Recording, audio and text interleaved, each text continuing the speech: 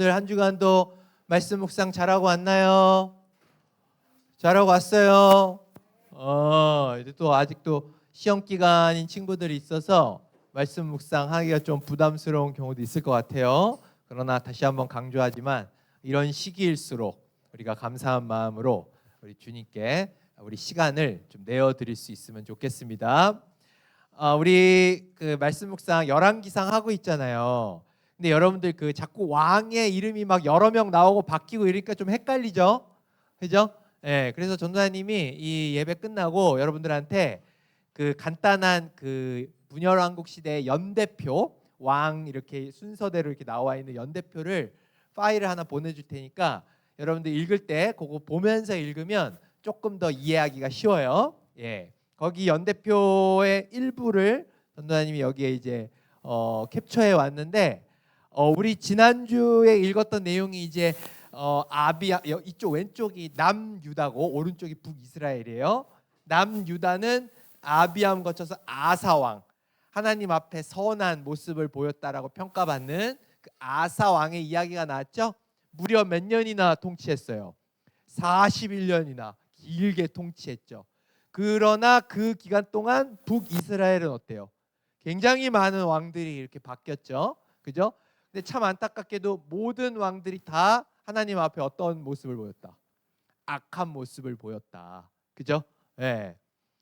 그래서 이제 여로보암 이후에 나답, 바사, 엘라 쭉 이렇게 바뀌는데 이제 오늘 우리가 보게 될 이 왕들은 시므리, 오므리, 아합까지 가게 됩니다.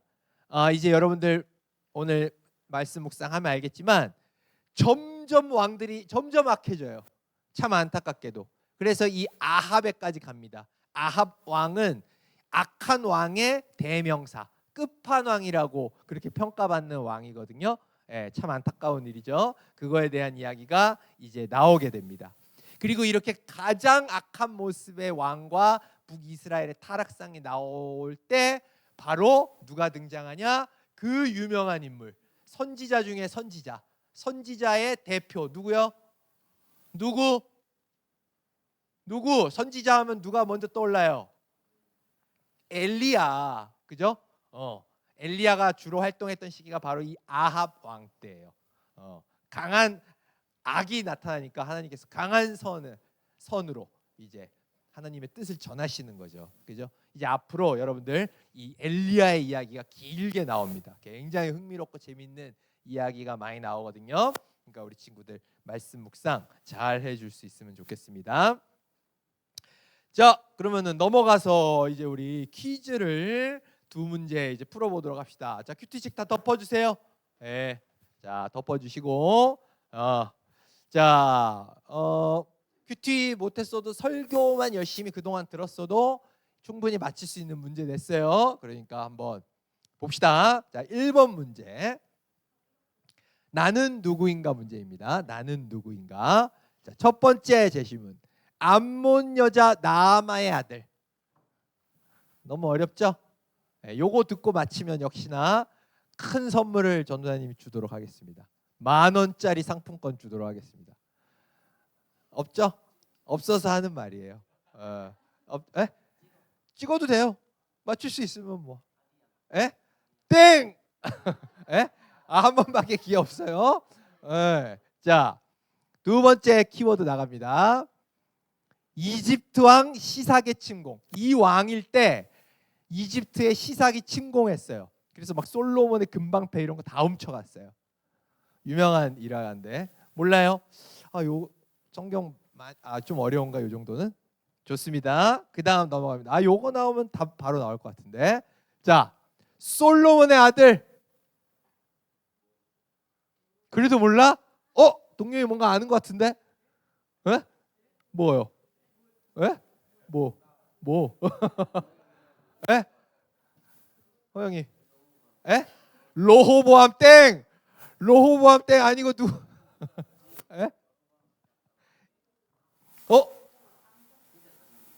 없어요. 다윗 아니고. 자, 다음 제시어 마지막 나갑니다. 남유다의 초대왕. 자, 이러면 답 나와야지. 예? 호영이가 아까 로호보암이라고 해서 땡한 거예요. 자, 주워 먹기 잘하는 지호. 르호보암 정답. 예? 로호보암이라고 안 했어요? 아, 감기가 걸려서 주님이 채워주실 겁니다. 자, 좋습니다. 자, 정답은 지호가.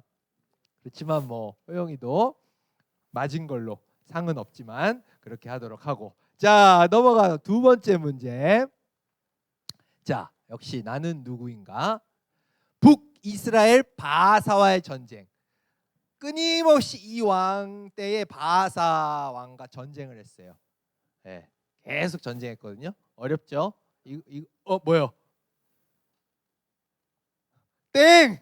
자, 자, 두 번째 남유다의 세 번째 왕. 네? 뭐라고요? 아사 세 번째 왕이라고 했는데 안 거예요?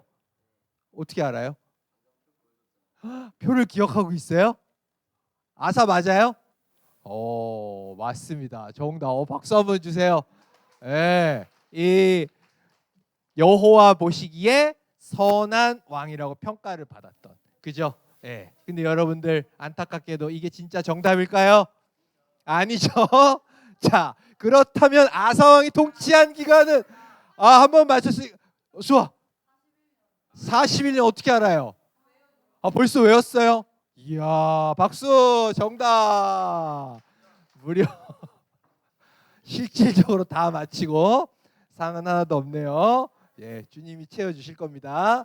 자, 그래서 41년의 통치 기간 선한. 그러나 안타깝게도 아사 왕은 41년 내내 자기의 마음을 지키진 못해요. 마지막에 뭐요? 아람 왕?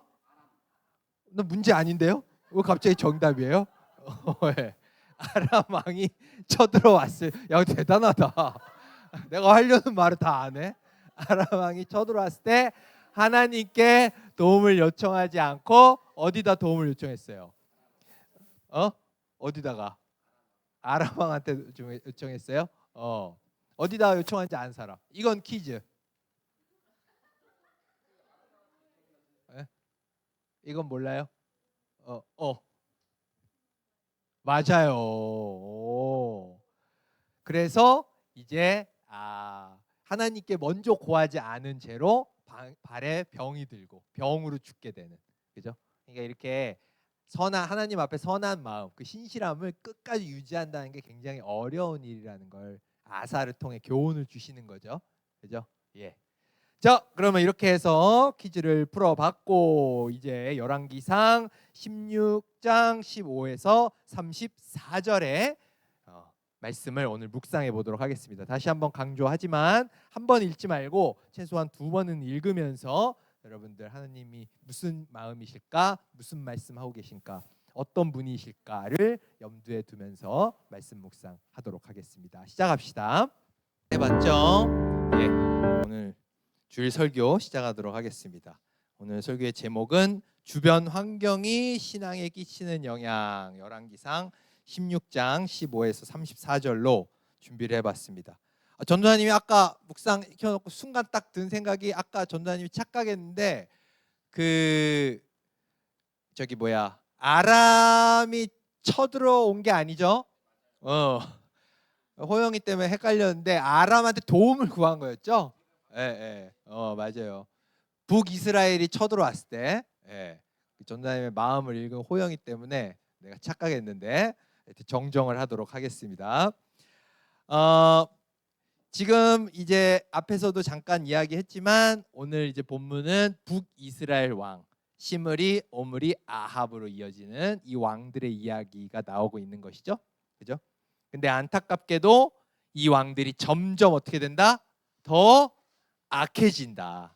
이 재밌다라기보다는 좀 어떻게 보면 슬프고 우픈 사실인데, 여러분들 그 소제목, 우리 큐티책의 소제목 보면 이렇게 나와 있거든요. 7일짜리 악한 왕, 그죠? 시므리고 12년짜리 더 악한 왕 오므리고 22년짜리 가장 악한 왕 아합 이렇게 돼 있단 말이에요. 그러니까 점점 더 악해지죠. 근데 더 슬픈 건 그 통치 기간이 어때요? 훨씬 더 길어지고 있잖아요. 악해질수록 통치 기간이 길어지니까 북이스라엘이 어떻게 했냐고요. 점점 더 타락하는 모습을 보일 수밖에 없다. 왕의 영향이 절대적인 시대였기 때문에 그럴 수밖에 없는 모습을 보였다는 거죠. 특히 이 아합 왕은 앞에서 얘기했지만 악한 왕의 끝판왕이에요. 악한 자의 대명사로 구약에서 묘사되는 게 이 아합이거든요. 이 사람이 얼마나 악했는지 여러 가지 그가 했던 행동이 많이 있지만 그 중에 대표적인 게 이 사람의 결혼 문제거든요.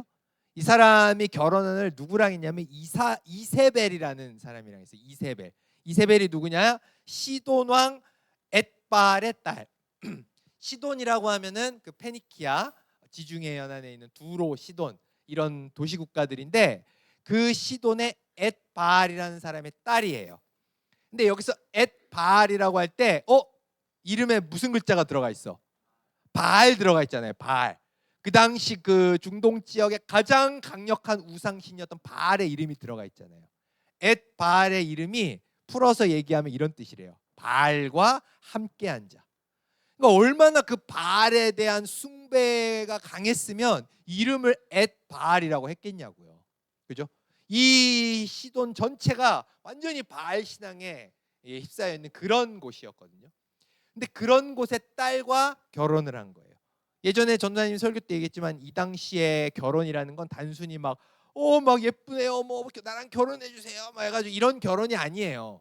결혼이라는 건 외교적인 그런 관계를 맺는 거고, 문화적인 교류, 경제적 모든 것들을 다 나누고 교류한다 그런 의미예요. 그러니까 이세벨과 결혼을 했다는 건 너희들이 섬기는 그 신, 그 우상신 바알을 우리가 가지고 들어오겠다라는 그런 의미였다라는 거예요. 그래서 이때 바로 이 바알신 그리고 바알의 그 어머니라고 그 신화에 나와 있는 아세라 신이 이제 본격적으로 북이스라엘에 들어오게 된 거예요. 아주 강력한 이 신들이 이렇게 북이스라엘을 침공해서 완전히 들어온 거죠. 그게 바로 아합이 저지른 가장 큰 악 중에 하나다라고 하는 것이죠. 무슨 얘기인지 이해가 되죠? 네. 이런 그 악한 왕들이 통치하던 이 북이스라엘의 시대, 특히 이렇게 그 당시에 굉장히 강력한 힘을 발휘했던 우상신들을 가지고 들어온 아합 왕 때의 이 때를 생각을 해보면 전도사님은 그런 생각이 들어요. 내가 만약에 그 당시에 북이스라엘의 백성이었다, 백성 중에 한 명이었다, 그러면 내가 그 북이스라엘 땅에서 그 여호와 하나님을 향한 그 신앙을 온전히 잘 지킬 수 있었을까? 라는 생각을 해보거든요. 근데 그게 쉽지 않았을 것 같다는 생각이 들어요. 우리가 사람이 원래 그 심리적으로 새로운 것에 대해서 흥미를 많이 갖게 되잖아요. 이 바알 신과 아세라 신이 처음 들어왔을 때 사람도 당연히 그랬을 거예요. 특히 이 바알 신은 농업의 신, 그 당시 농업 국가, 농사 잘 되는 게 최고의 어떤 복이었단 말이야. 비바람 이런 것들을 관장하는 신이었어요. 그리고 아세라 신은 대놓고 풍요의 신, 다산의 신, 자손을 많이 낳고 자손이 많이 뻗어 나간다 이런 걸 관장하는 신으로 믿어졌던 그런 신이거든요. 그러니까 이런 신들이 지금 새로 들어왔는데 관심이 안 갈 수가 있겠냐라는 거지. 여호와 하나님이라고 하는 신은 눈에 보이지도 않고 맨날 막 보면은 막 잔소리하고 막 이렇게 살아야 된다 저렇게 살아야 된다 막 잔소리 많이 하는 것 같고 잘 못 지키면 막 벌 내린다고 하고, 그런데 이런 신들은 막 잘 살게 해준다, 농사 잘 된다, 자손도 막 번창한다 막 이렇게만 얘기하니까 눈이 갈 수밖에 없는 거죠. 그죠? 그러니까 이러한 시대에 살았던 사람으로서 그 마음을 지킨다는 거, 하나님을 향한 마음을 지킨다는 거 그렇게 쉽지 않다라는 생각이 들더라고요.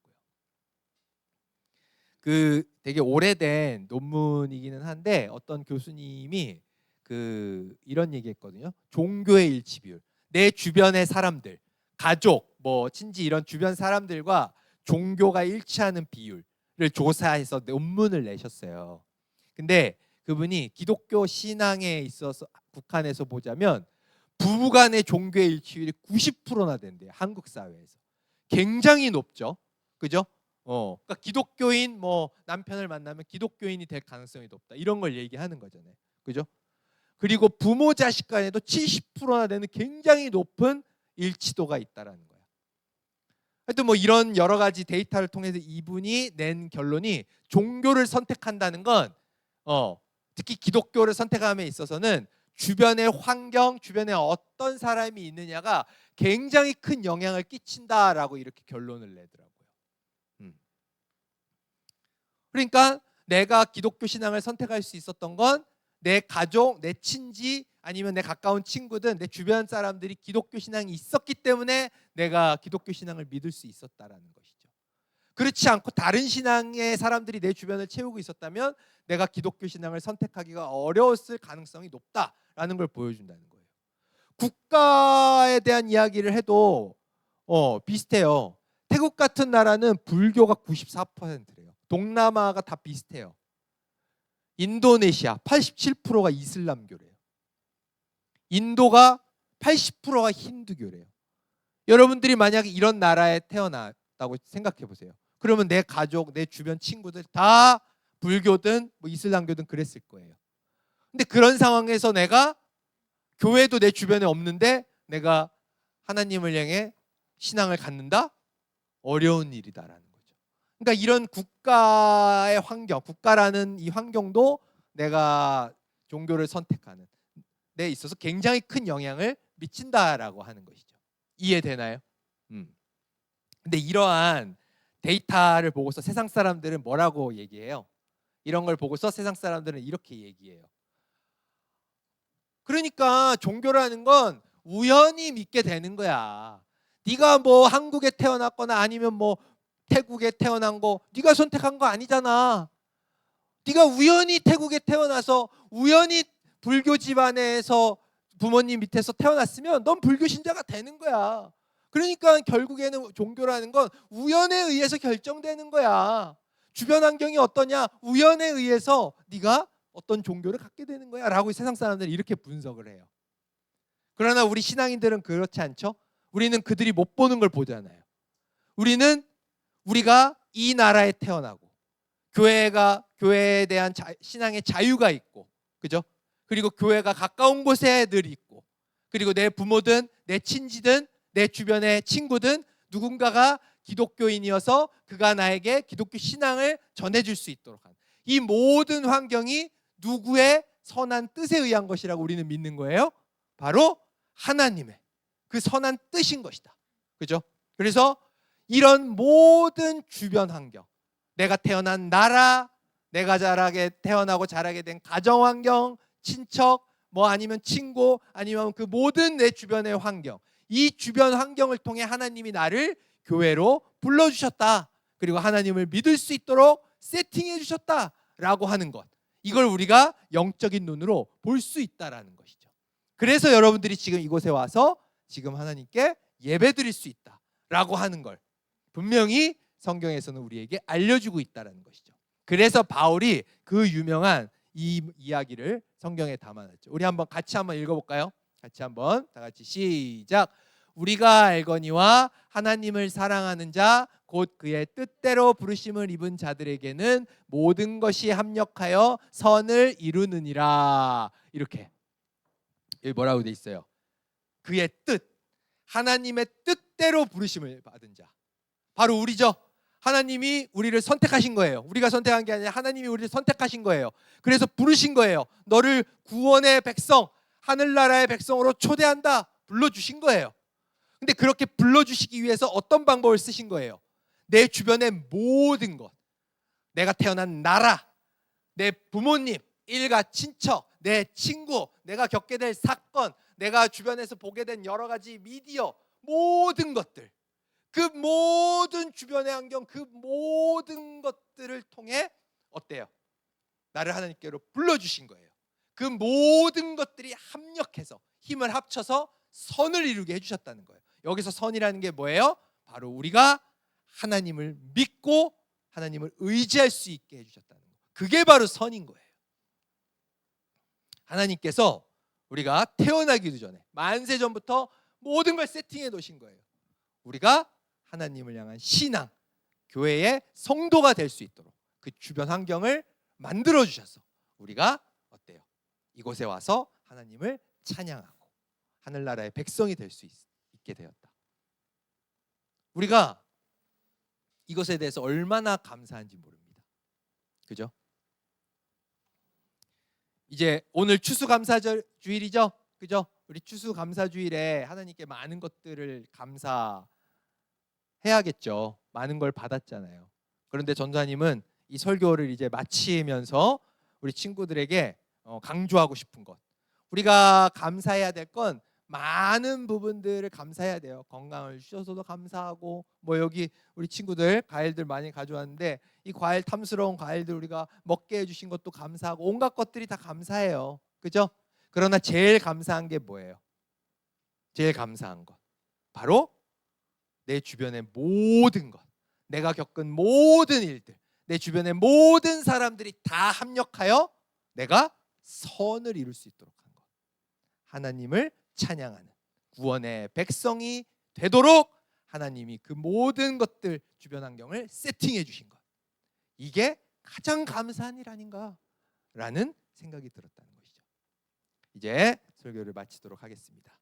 추수감사주일 우리 친구들 많은 것들 감사하는 가운데 우리 주님께 꼭 이것만은 감사했으면 좋겠습니다. 주님, 제가 주님을 선택한 게 아니라 주님이 나를 선택해 주셔서 어떻습니까? 내가 이 교회에 나와 예배드릴 수 있도록, 구원의 백성 되도록 해주셔서 참으로 감사합니다.